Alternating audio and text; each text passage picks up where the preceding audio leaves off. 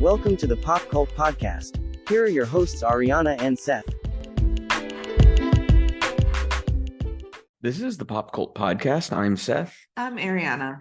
And today we'll be looking at two new releases. Later, we'll be taking a look at Nicole Hofcenter's You Hurt My Feelings with Julia Louis-Dreyfus. But first up, we're going to be looking at a British film, Blue Jean. In 1988, a new law stigmatizing gays and lesbians forces Jean, a closeted gym teacher, to live a double life. As pressure mounts from all sides, the arrival of a new student catalyzes a crisis that will push Jean to the edge. So this was it's a period piece, of course, set in the 1980s. Ariana, what did you think of Blue Jean? I thought it was a well-crafted film that will linger with you the more you think about it. I really did love the way that the characters were portrayed, the acting. You could say like it's a quiet film that almost seems like slice of life.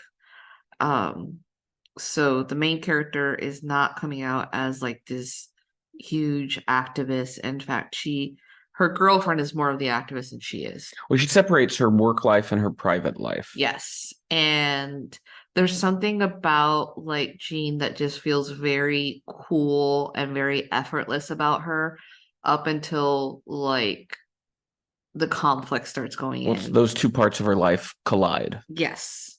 And then she loses that control that it appeared that she had.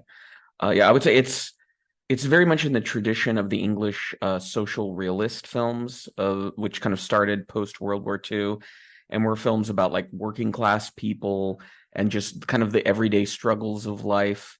And that's been a continuing theme in a lot of English filmmaking. I mean, you can even see it in more stylized films like Billy Elliot, where we add a stylish element, but it's still ultimately a social realist film about like people and just struggling against especially suppression by the system.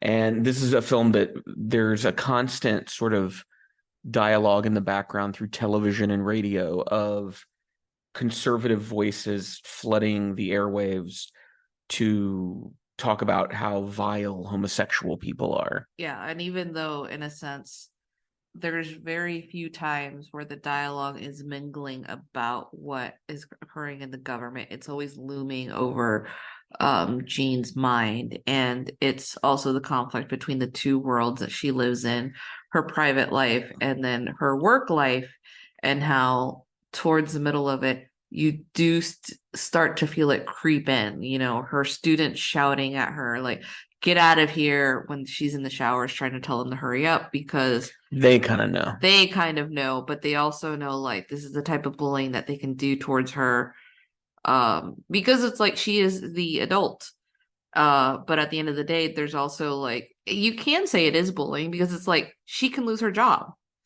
and you feel for her in a way when she's having conflicts, for example, with Viv, her girlfriend.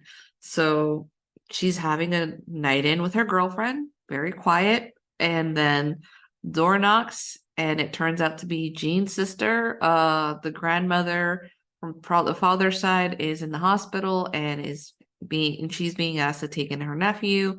Viv kind of gets annoyed because Jean even asked Viv to kind of step to the side out of eyesight of the sister when she opens the door. Yeah, and is like, she's sort of like annoyed at the fact that now their time together has been cut short.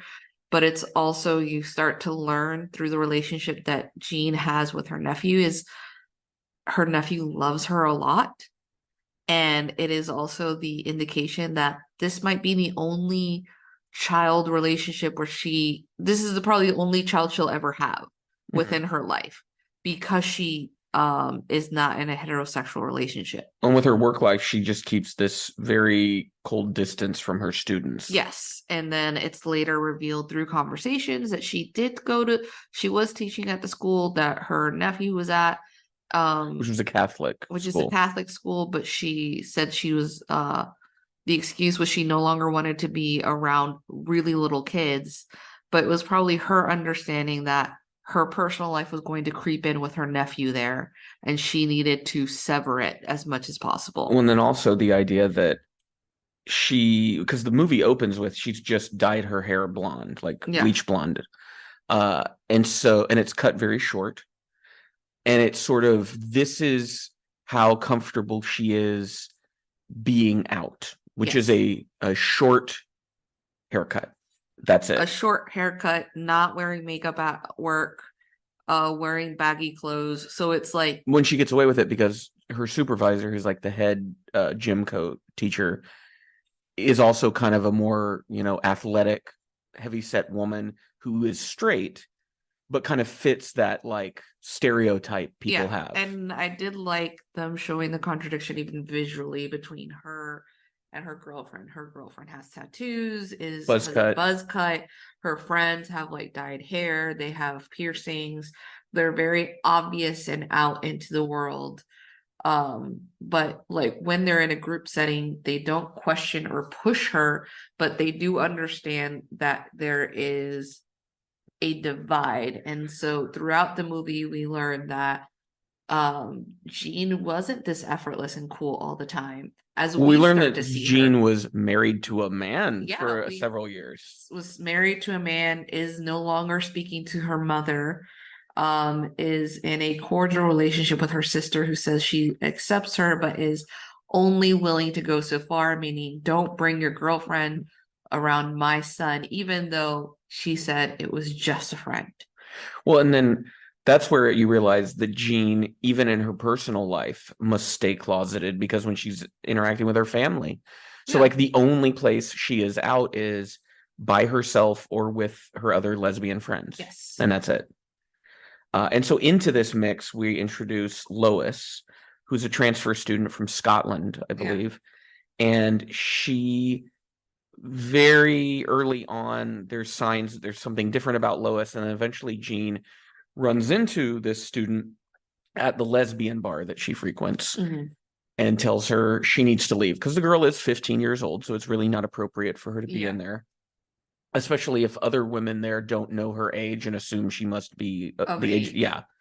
At the least 16 or 17, their assumption is. And so that's where the real crisis of the movie clicks in, because Jean now wonders, Lois knows I'm a lesbian. I know she's a lesbian. She will be looking at me every day at school and seeing like how I present myself, especially at the time this is taking place, which is Margaret Thatcher is on the air decrying homosexuality. You have man on the street interviews that are allowing homophobic propaganda to spread.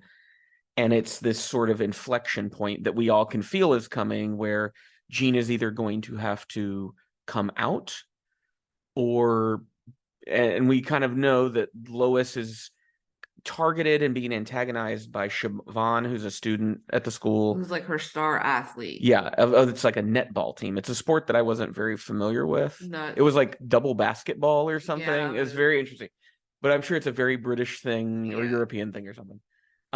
And so Siobhan is very calculating, and there's hints that, does she like Lois, this other student? There is like this hint. There's like that Siobhan has a crush on Jean, but never acts upon it. Wants her attention. Yeah, she likes being the star. Yeah, she wants being validated by her, so there could be an indication that there is like internal homophobia going on. And I think she doesn't like Lois because she sees Lois. I think Siobhan can look at Lois and Jean and go, oh, they're the same.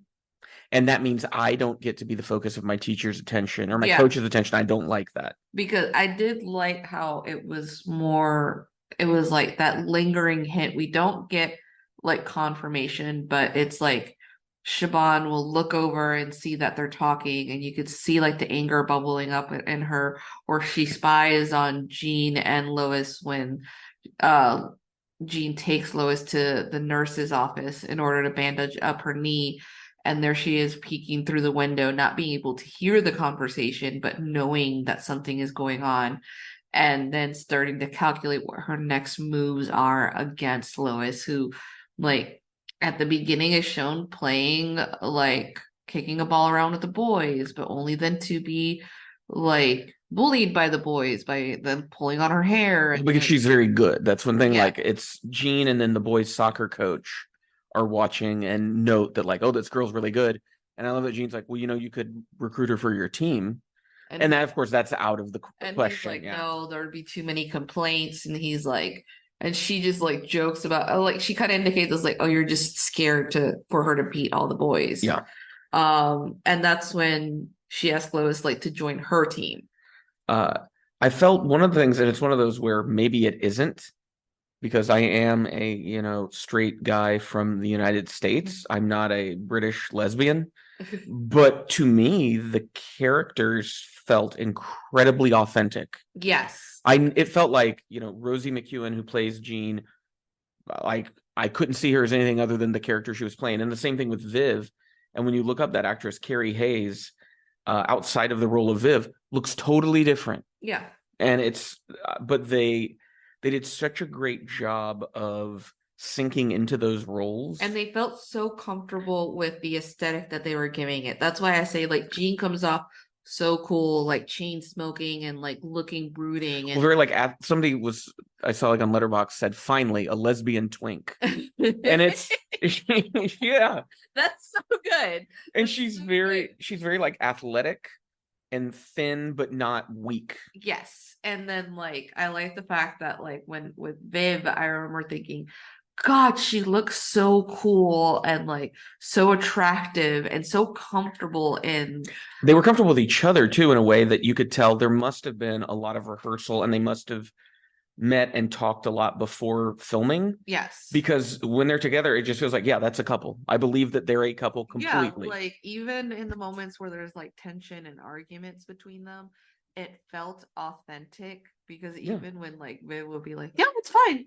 But it's like that, like it's that you could feel that tension because the other person is not happy. When I think a lot of the film is tension. Yeah. Because there's a lot of the movie where people are not saying what they think, which is good because that's the way reality works. Like there's a lot of inner monologue going on, but we very rarely will just, spout exposition. And so in the movie, we have to infer a lot of what's going on, even in Jean's mind. Yeah. By watching the performance. And that's one of the types of acting that I really, really like, is acting through your face and your body language, and that you don't rely on the dialogue to say everything for you. Yeah. And the film, like from beginning to end, does a great job of, you as an audience member are expected to understand what's going on by paying attention to the movie. Yeah. And it's not so complex that you're going to get lost in it. It's just how a character is feeling in a situation is never explicitly stated. Yeah. I loved when it came to like Jean and her friends, like the friend group that she's in. This is also an authentic thing that I've heard from friends of mine that are bisexual or lesbians, that like the group is, someone indicates, hey, we fucked, and Jean becomes very uncomfortable because it's leaned towards Viv, who is her girlfriend, and she hasn't completely broken away from that like conservative, straight culture that she was raised in. Heterosexual culture that they try to like press upon all like genders and like now that there's gay marriage, all you gays are going to pair off, right? Because that's what you have to do, you're right? Going to be exclusively monogamous and never talk about whoever you had sex with before. And it is this, like, Jean is uncomfortable with the idea of Viv having been with other people, even though they've had past you'll have later conversations with them talking about the experiences that Viv has had. She is still possessive over Viv, so it's like this jealousy that peeps through. Well, then there's an interesting class thing that I wasn't expecting, but I thought was a really fascinating bit. There's a class divide between Jean and Viv, where Viv lives in, we're not sure if it's a squat or if it's just, I think it's just a shared living situation. It's a shared living with like half a dozen other lesbian women. Yeah. And we learn near the end of the movie that most of them can't find jobs because they are very visibly out as lesbian women. They're very, what we would label as, I guess, masculine in appearance, or not being feminine. They're not following basically the aesthetics, gender norms. Gender norm aesthetics. And so because of that, they mention people like Jean, meaning the lesbians who are Have proper jobs. yeah, they're like walking that tightrope where their coworkers may suspect something, but it's never really confirmed. Yeah. And that they work, and one of the things they do is it's almost like church, right? They're paying a tithe to the less fortunate. It's the lesbians who can't get work the way they can, and it helps keep them afloat and like groceries and things like And I that. think it's also like this beautiful balance of, the ones who are more visibly out are probably also the ones that are willing to go protest or willing to, And they're get getting arrested. arrested, yeah. And so therefore a person like Jean who doesn't want to risk her job, because there is a point in the movie where Viv goes like, but you love your job. Yeah, because Jean gets to the point where she wants to quit because she just feels it's imminent that she's going to be outed. So in return it's supposed to be that she gives because it's like in the future she might need. Yeah. Well, it's that very communist idea of mutual aid, right? Like I have some to spare, so I'll help you out. And the idea is that one day when I need, you'll have some to spare and you'll help me out. Yeah, and it's this one of those things that for sure that like people wanted to break apart, because why would we have people unite under a cause? Well, I mean, think about what happened in Atlanta just this year, where you had the group of activists who were focusing on raising bail money for the other activists who were protesting the police city that they're trying to build. Yeah. And then these bail raising activists were arrested under like terrorism and money laundering charges.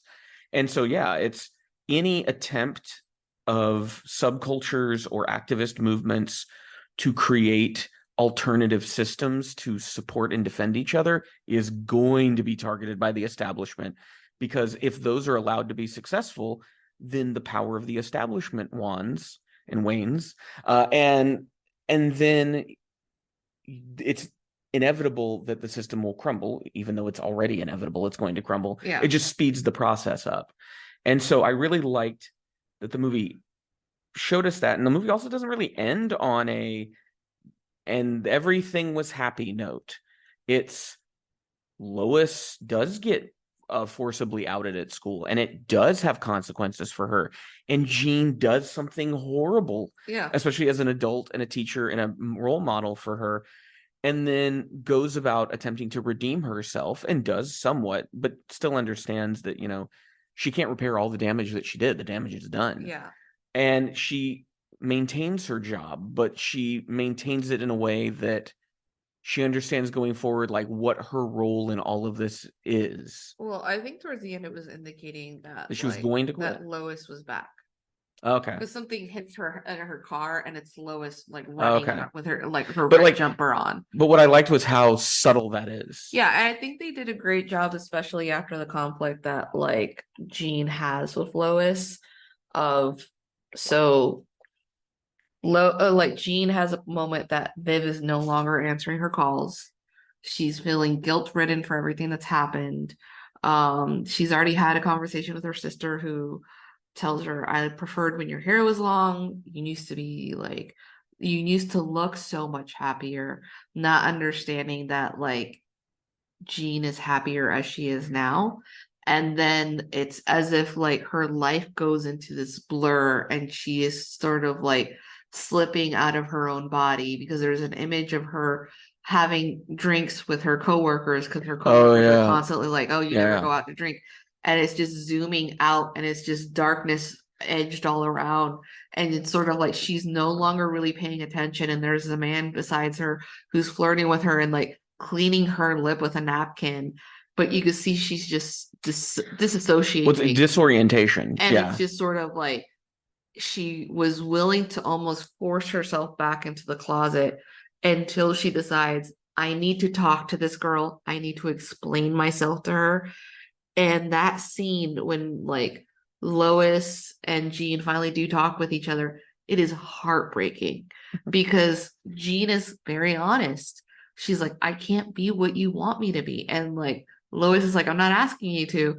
But I do love that Jean's like, but there's one thing about asking, and there's a difference about wanting. Yeah. Like she knows what this girl wants from her.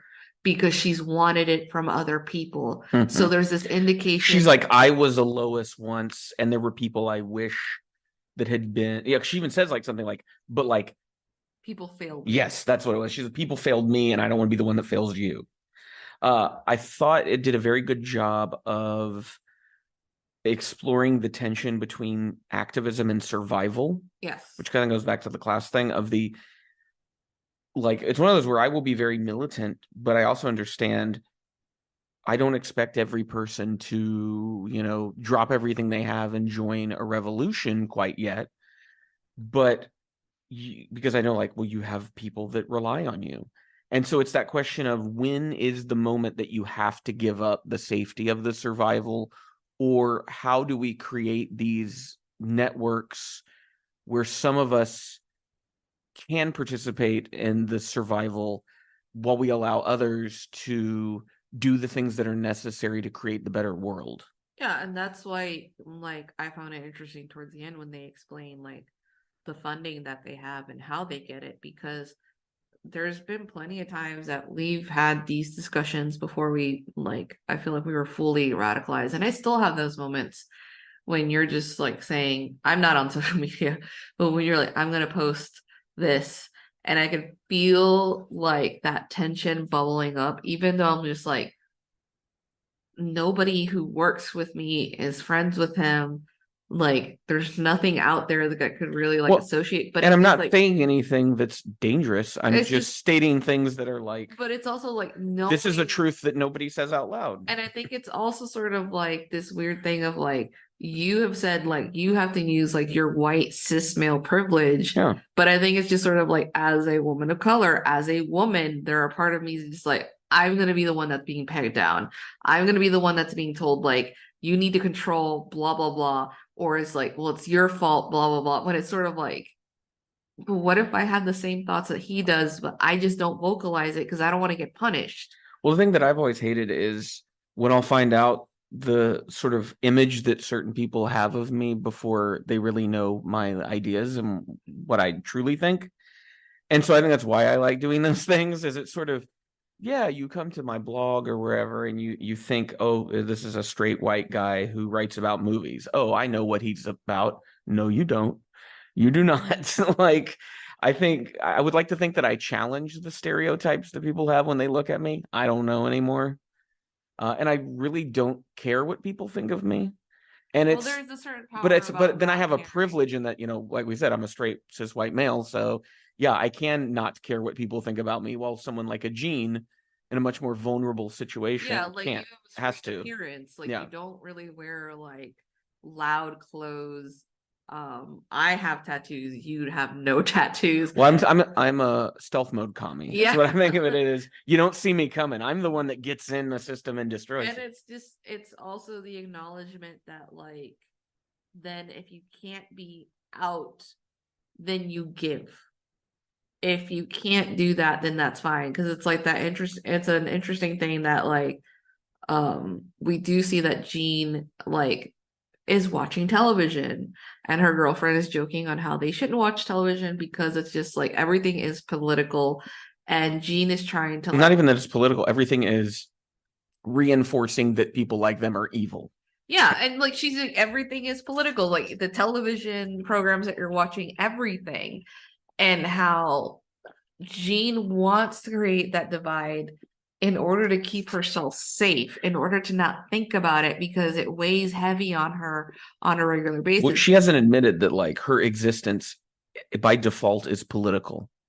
Yeah, and I think that's really hard to explain to people because it seems as if, like, white, lesbian, gay, and bisexual people forget that there was a time that you just couldn't be blasting your sexuality out. Don't even forget, but they just want to live. They don't want to think about it in the same way that you'll hear people talk about, after the Spanish flu, it just wasn't spoken of. And the same thing I worry about COVID in a few years. No one's going to talk about it because the memories are painful. But at the same time, it's, if you don't preserve the pain of those memories in a way that protects you, right? Because you don't need to live your life being hurt by that trauma over and over, but you do need to preserve it in order to stop that from ever returning. Well, I think it's just like that animal instinct within us is gone. Yeah. It's like it's been like bred out of us to not have a certain like But we don't develop instinct. precaution and instinct about it. And what happens is then, you know, the ones that follow that happen to be black and brown or like people of color who are end up being like on the slaughter or trans or non-binary, like queer, like they're up for debate now. They're up for debate. And what's sad is you see a lot of white LGBT, or I guess LGB people joining in with the reactionaries and the fascists to try to push these groups of other people out of the circle. Yeah. And it's horrible. And it's something that, like, when you watch a movie like Blue Jean, you realize reactionaries don't ever present new ideas. They repackage the same broken old ideas in a way that they kind of take the tone of revolutionary speech and then overlay that on things that all they do is upheld like the establishment. It comes up into a prettier package. Like now what we have is just hipster looking Matt Walsh asking what is a woman. Well, like I was telling you earlier, it's whenever you hear these sort of tradwife morons say things like, no, feminism is hurting women from being who they want to be. And it's just such an illogical statement. And it's all predicated on the idea of the obfuscation of language. If we just don't ever define our terms specifically, then we can kind of say whatever we want and get away with it and preach the most ignorant shit. I think it's just like, it's really fucked up because when we like relating to this about like traditional wives and feminism, it's like this idea that like within feminism, we think that for some reason, loving a person or loving your family needs to come with full devotion.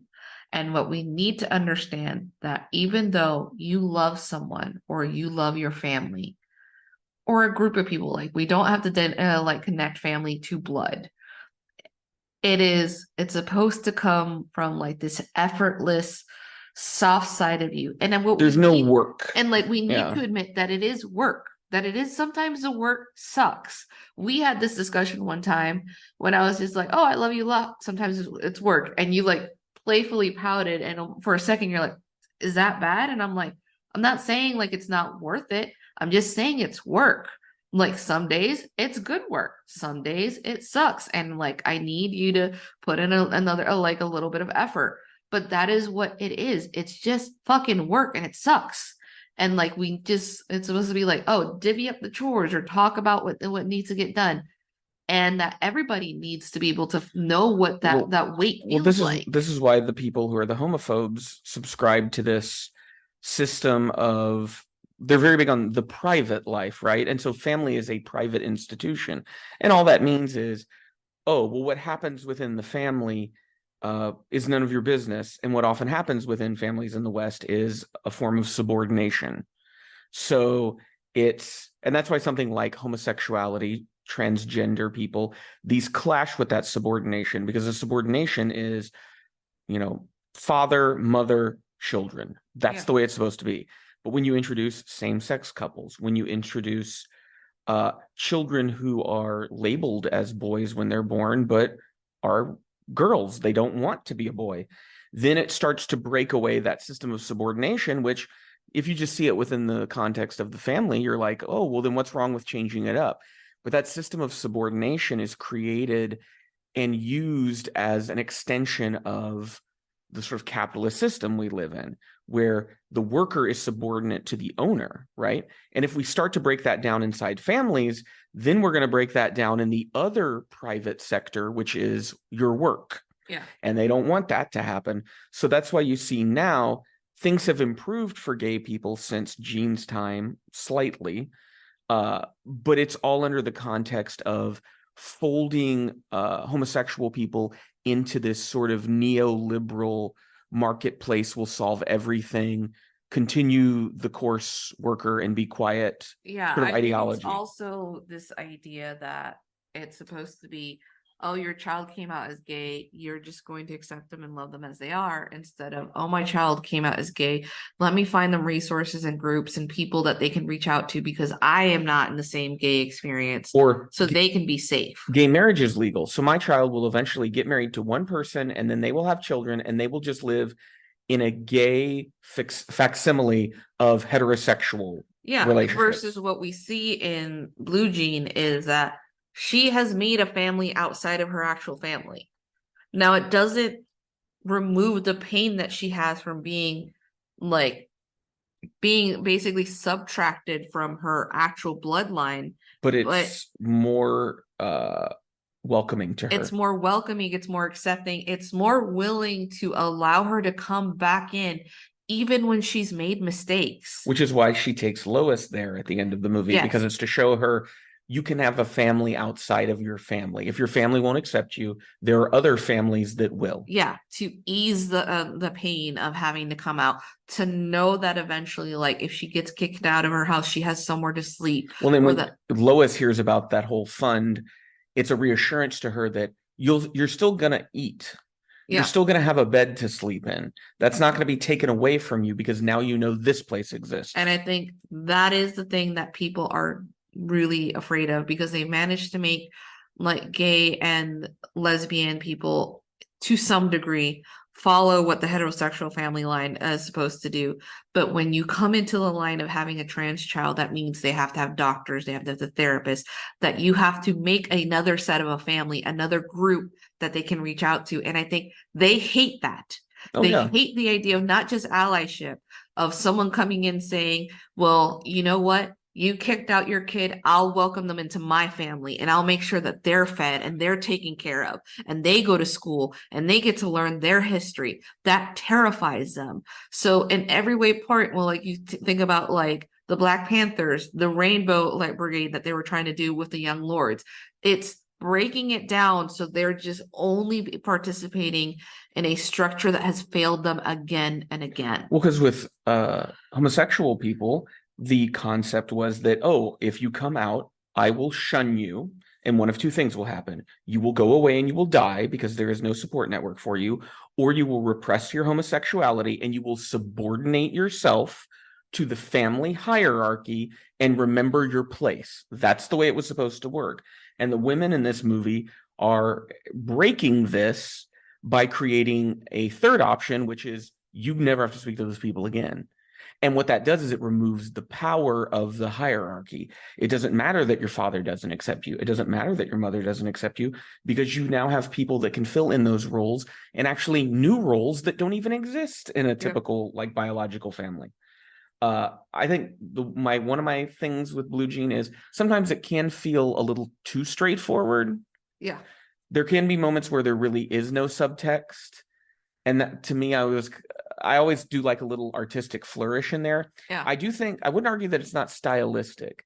I think it does a really good job of recreating what the 80s actually felt like, probably in the UK. And to some extent, I mean, I was a child, so I have a very faint memory, but it's a much more muted. It's not neon.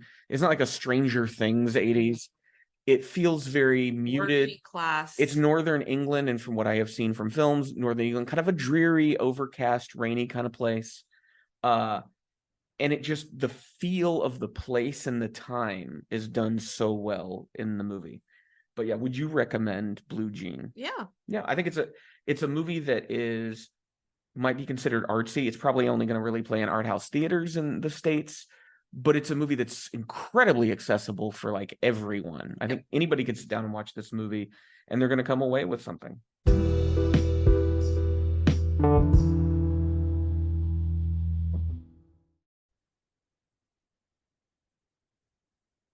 A novelist's long-standing marriage suddenly turns upside down when she overhears her husband give his honest reaction to her latest book. This is the plot to writer-director Nicole Holofcener, I can never say her name, Holofcener's new comedy, You Hurt My Feelings, starring Julia Louis-Dreyfus. Ariana, what did you think of You Hurt My Feelings? I thought it was a decent film. It wasn't like mind-blowing. And unfortunately, if you ask me about it within 6 months, I might forget about it. It is a very mid movie, Yeah. but not, which doesn't mean bad. It No. just means it is a movie that is perfectly watchable. You will enjoy it while you're watching it. And then when it is over, you probably aren't really going to think about it that much. I've seen a few films from Hall of Centers before. Most recently, we watched, it was Gandolfini and Dreyfus together. Wrote and directed that. It was Enough Said, where they played divorcees who meet each other, and then there's like complications in the relationship. Yeah, it's very much the type of movies that like you would see more in the early 2000s. What it felt like a Woody Allen movie that was kind of like, okay. Yeah. Which I also want to say, there's a reason I don't review Woody Allen movies on the blog, and you all know what it is. Come on. But I've watched more films by him than any other director in my life. I think I watched 40 of his movies. I haven't watched any, I think, in over a decade. So yeah. But this has that very Woody Allen feel, the like economic class of the characters, slice of life. Yeah, it's just kind of, the conflict is all just interpersonal between a couple, so the stakes aren't high in the way we would imagine them for like cinematic movies. It is a very crowded supporting cast in this movie, and I think to the film's detriment, because while it does clock in at 90 minutes, which is where I like them, I did feel like we were throwing a lot of characters into the mix to the point that the main couple really doesn't get enough time between them. It's not even that they don't have enough time. You almost want to know a little bit more about the other characters because they're a little bit more dramatic and in your face, that like the main couple becomes a little boring. Well, the main couple is I would say the whole plot is very meandering. Yeah. Where it's just kind of like, here's a scene here, and here's a scene here, and here's a scene here. So even though they bill it as, oh, she has a crisis over her husband saying he doesn't like her writing, that's really not the plot of the movie. The plot of the movie is all of these things happening, like little things happening that connect to one another. Because like their son, who's an adult, I think he's like in his early mid-20s, Elliot, 23, and works at a pot dispensary. And so there's, 2 or 3 scenes that take place there that have a whole arc going on with them. This movie is very like upper middle, like higher class kind of thing, to the point that it can be a little annoying. I would say it's a movie that few people will relate to. Yeah. Because especially young people are not going to relate in any way to this movie. This is a movie for like 50-something liberal wine moms. Yeah, they're going to love this movie. They're going to eat this movie up. That kind of annoyed me was like, so Beth, played by Julia Louis-Dreyfus, and then Sarah, played by Michaela Watkins, are sisters who give their time up to charity, like having people pick up a clothing item once per day for free. And it's a lot of them complaining about like that is realistic though. I feel like there's a lot of lib moms in New York that probably do that, but then are also shitty about it. Yeah, I mean, like, it's hard for me because I worked with volunteers, and most of the time they're just happy to be there.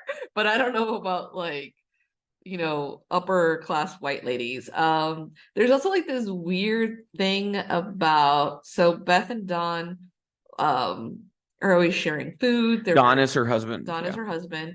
Are very close. And then at some point, Elliot, their son, tells them that he always feels like the third wheel with them. And I did not understand that whole plot. Maybe as like an adult, where it's like as a kid, you're not aware. But then as an adult, when you're around, you're like, oh, I feel like my parents are wanting to spend time together because they're a very close couple. Yeah.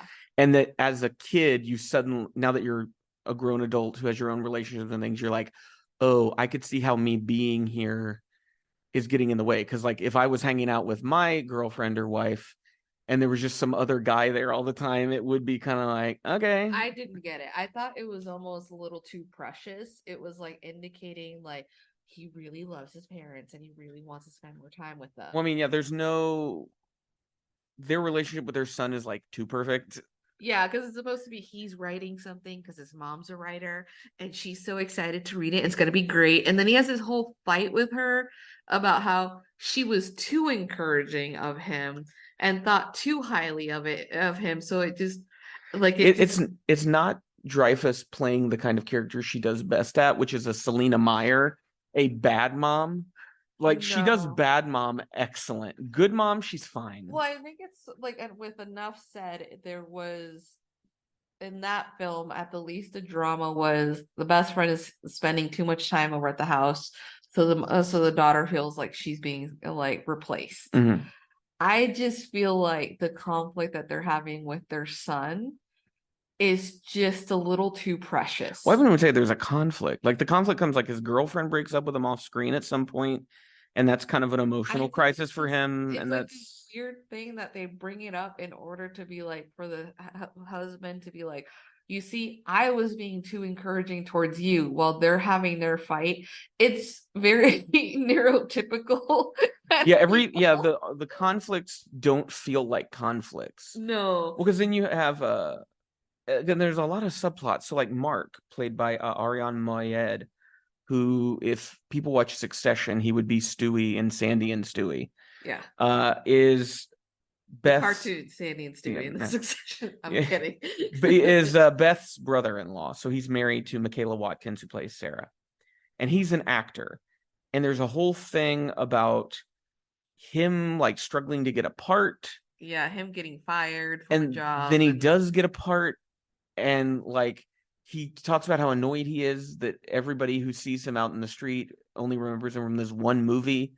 But then at the end of the movie, he's kind of like fine with it. Yeah, and then the movie, he's finally in a play with Josh Pais. And like everyone's asking for photos from like Mark instead of John Pais. Josh Pais. Pace. I know, it's a weird name. And then that you have Don, Beth's husband, who is a psychiatrist or therapist.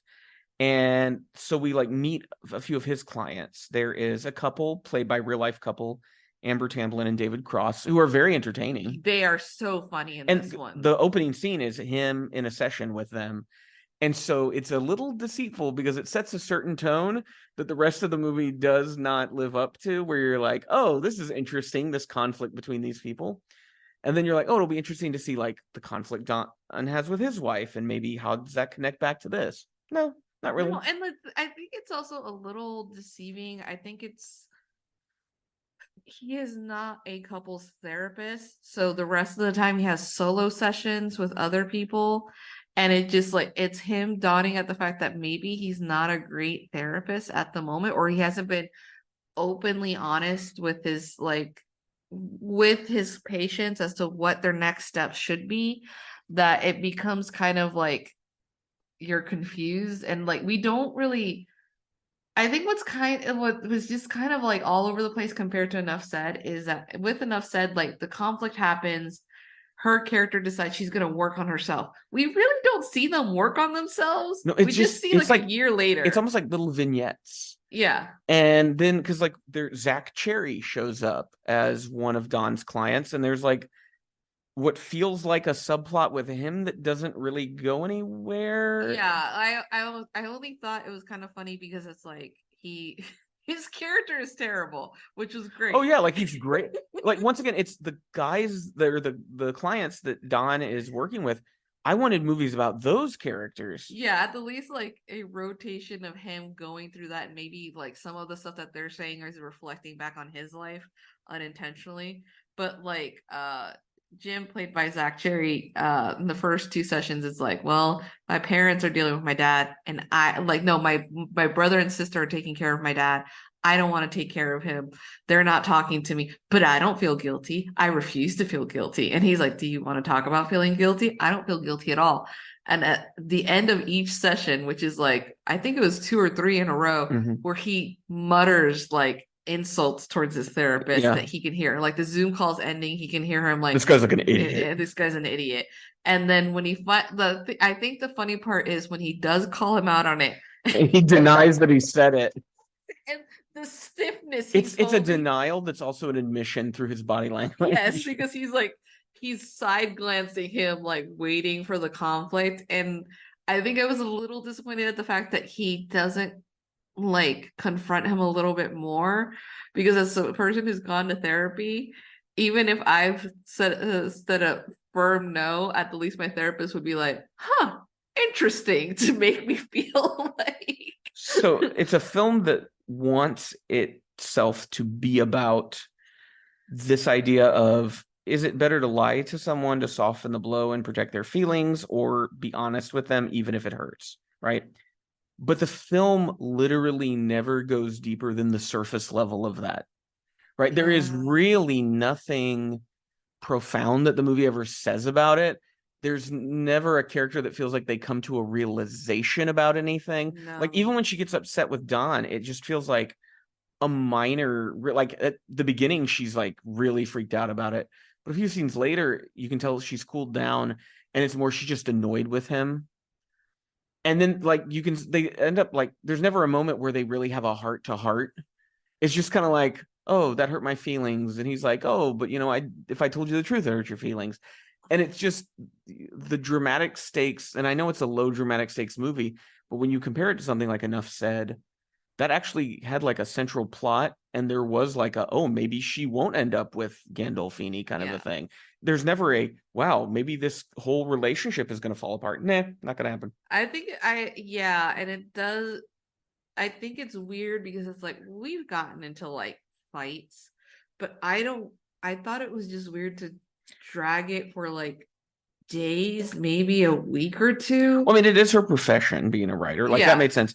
But it's just, her anger and her articulation of her anger never really seemed to feel like a real writer, where it was, somebody who really felt like, oh, my entire life's work has been a fraud. She kind of like I said, she freaks out in the moment, but then that simmers pretty quickly. Yeah, I think it's also supposed to be like, then it's like the domino effect of her husband not liking it, and then her having to deal with like her students having never read her work. An agent who doesn't like it. Another agent who's kind of like insulting her between. Yeah. I'd say, and that, like, it's those scenes where Dreyfuss really shines, right? Where she's sitting across from this guy who's in his 30s, and he's commenting about her memoir. I was like, yeah, your dad used to call you shithead, right? Yeah. And he's like, yeah, he called you shithead. We're really looking forward to publishing your book. And it's that thing that Dreyfuss does so well, of that feigned enthusiasm on her face, where she's like forcing a smile, like, okay, like, what the hell did that mean, kind of a thing.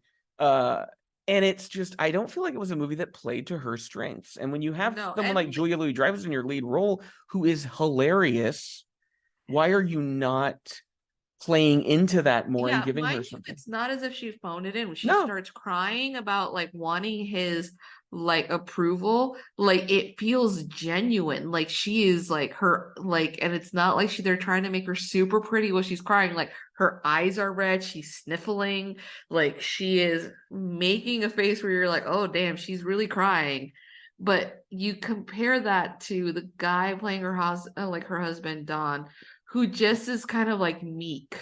What's Tobias Menzies, who played, I forget, he was not Robert Baratheon in Game of Thrones. He was the Game of Thrones that sacrificed his daughter. Yeah, he was the red. He had the red priestess, right? Yeah. And yeah, he really is a dud in this movie. He does not give a good performance at all. It's I don't know if they just wanted him to be passive. Well, because as the therapist, that made sense at the beginning. But then once the movie starts going, you see him with his wife, you're like, he's still doing this? Like, yeah, this very like quiet like thing. And it's like this thing, and for example, like they're having a talk of like how she thinks he's so great, and he's like telling her like, oh, like, I'm not a good therapist, and he doesn't go into it, which I thought was such a fucking flaw, because it could have been a moment where she would like really start laughing, or at the least be like, oh my god, why didn't you tell me you were going through this? Like, not that he's gonna give names, but give details as to what's going on, because like, like, Amber Tamblyn and David Cross come to the point that they are not going to go to therapy, and they realize they spent $33,000 on him and they want the money back. And so they're sitting Which that's a funny thing. Like, like maybe make that the plot of the movie. Like and like having him like, you know, coming home like feeling like, oh my God, my wife doesn't like me and neither do my clients. And it's just supposed to be towards the end of the movie. He has like cosmetic surgery. Like it's not as if he quit being a therapist or like was doing part-time. We see him like wrap up a session with one older client and that's it. Like we don't he see never that really got has better. a realization or a moment or It anything. was just more like, oh, I'm so sorry I hurt your feelings. It felt to me like the pieces that could make a HBO series, like an HBO comedy. Yeah. And you would go Or deeper. a mini series. Yes. And so you would go deeper where it was like, oh, okay, so, you know, this episode we're going to kind of spotlight, you know, the Amber Tamblyn, David Cross couple, Carolyn and Jonathan. And that's the only time they're really going to get a focus aside from being background supporting characters in other episodes. Yeah. And then it would also kind of allow that marriage between Beth and Don to kind of develop and for us to better understand the dynamics there and maybe to have some sort of dramatic scene. But what I came away with was thinking, oh, so Nicole is good friends with Julia Louis-Dreyfus and Michaela Watkins. Yeah. And I'm sure many other people in this movie. And she was like, I want to make a movie. And I kind of have this idea of a scene where a woman who's an author overhears her husband saying he hates her work. And that was all she got. And she was like, let's make that into a movie. And she wrote, like, I would say there's not badly written. It's just badly structured. Yeah. There's like, no structure to the movie. It's just this moments. Is going to be such a big conflict. I feel like they should have had an evening where none of them go to bed because they're dissecting their relationship. Because even though he's trying to convince her, it's this one moment she starts asking him, well, what about the memoirs? What about the articles? Or what about when I did this thing and you said, oh, you did a really good job on that, maybe outside of writing. And then they start going into like the gifts because of like they start joking on how like, well, I say I like certain gifts that you gave me that, you know, blah, blah, blah. And that's when they kind of like realize that they both do white lies with each other in order to prevent, but there's never like afterwards an agreement of being like, hey, let's not do that. Let's not do that. It's just sort of like, oh, okay, we'll laugh it off. And in our next anniversary, which their son is there at the dinner because he said he felt like a third wheel. Yet so let's have him at our anniversary dinner. Like dinner, and no one else, just one else, just him. And then give each other gifts that are inside jokes. Yeah, it's a toothless movie. And I'm not saying this thing needed to have razor sharp fangs, but at least some incisors, please. Like it needed to have some kind of bite to it to make things resonate, I feel like, because it's just a movie that it happens to you. Yeah. And you chuckle at some scenes because they're great actors and the writing's not bad. But you don't walk away feeling anything or thinking about it in any meaningful way. No, it didn't feel like an authentic problem because even if say like, oh, have the son, the reason that he gets annoyed with his parents is that he's sort of like, I can't have a relationship like yours with anyone, like after he breaks up with his girlfriend. Yeah, they set an impossible standard for him like to that would have been a little bit more interesting because during like the dinner that they have where they re-gift each other like stuff that they've already given each other as a gag and they explain it, he's like, oh, you guys are so cute. Like just being like, oh my God, my parents love each other so much. Like it would have been like I said, it's a perfect movie for liberal wine moms because that's the son they want. Oh, he loves being around me and he loves spending time with me. And he forgives me because he wants to be a writer just like me. And I'm so excited to see his work, but he's so insecure because he's so sensitive. But I know he's a good writer.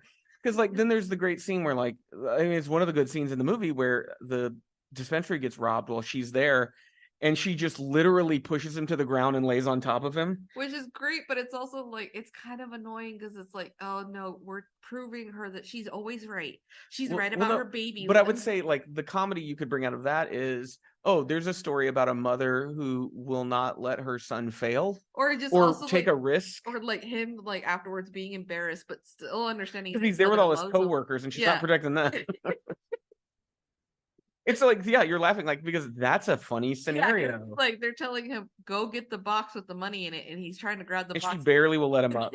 Yeah, and she's so tiny compared to him. And so that's like, and I feel like that was a moment where Dreyfus was given something that played to her strengths. Yeah.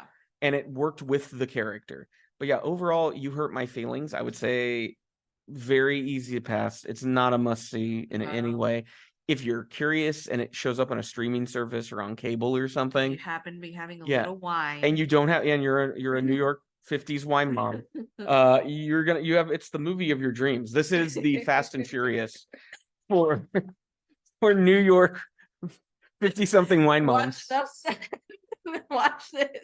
Exactly. Like watch What Happens Now or whatever. What the hell is it? The Sex and the City.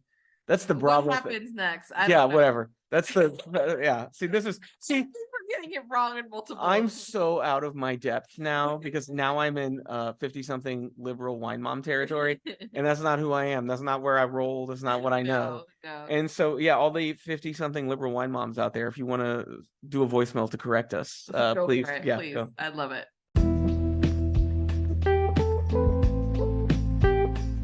Well, that was the Pop Cult Podcast for this week. We hope you enjoyed our episode. Make sure to check the show notes for any links to things we mentioned on the show and to our Patreon as well. You'll also find a link to popcult.blog. That's our website where we post every Monday, Wednesday, Friday, and on the weekends. Right now, we just wrapped up a series looking at the Mission Impossible films. And starting on Monday, we're going to be spending the rest of July doing a series I call Angry Cinema, which are movies made by directors who are clearly angry about some sort of social issue and have made a whole movie about it. And so it makes for some very interesting movies that can sometimes get a little incoherent when we let our anger run away with us.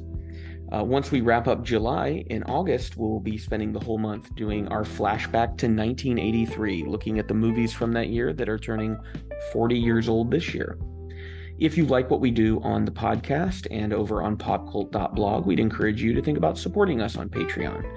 Speaking of, I'd like to thank our current patrons, Morphine, who donates at the sneak preview level, and Becca and Matt, who both donate at the writer's room level. If you donate at that level or higher, you get to pick a movie every month for me to watch and review, and if you choose so, you can include your own thoughts in that review. Well, until next time, keep listening.